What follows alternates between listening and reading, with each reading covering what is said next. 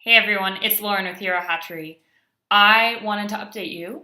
I am back in Salt Lake City doing the organizing work that I've been doing for a while. I'm really excited about a Bold School Climate Justice 101 platform that I'm heading up with Peaceful Uprising right now. So we have our second big meeting tonight, and I'm excited to see how it goes. But other than that, the rest of the day I've actually taken off from climate justice organizing to do some LGBTQ rights advocacy. That being said, I actually want to challenge that thought and say maybe LGBTQ organizing is part of climate justice. So I know that's a little bit of a stretch, but at the end of the day, when I got into the environmental movement at the time, it was because I recognized that climate change was going to impact the people that I loved. And the people that I loved and still love are many different kinds of people with lots of different identities. And quite honestly, a huge proportion of those people are gay, lesbian, bisexual, transgender, queer, questioning, somewhere in between. And many of them have been marginalized for those identities that they hold. It's also really personal to me as someone who has faced varying levels of discrimination for the way that I present my gender or the way that I move through the world.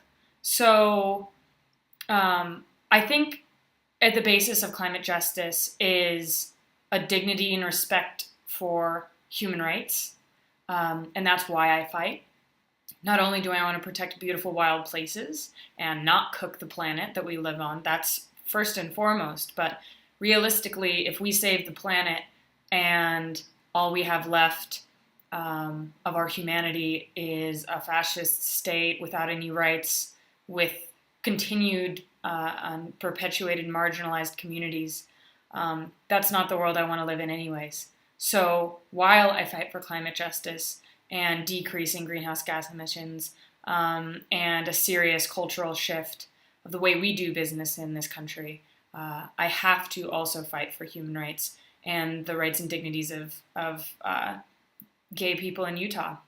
So this morning there was a rally at the Utah State Capitol for SB 100, which probably won't pass this year because the legislative session is almost over. But it's a bill that I actually started working on when I was a very young activist. Just recently moved back to Salt Lake City when I was 20. Basically trying to get fair workplace and housing anti-discrimination ordinances passed statewide to protect LGBTQ citizens. It has been a long slug.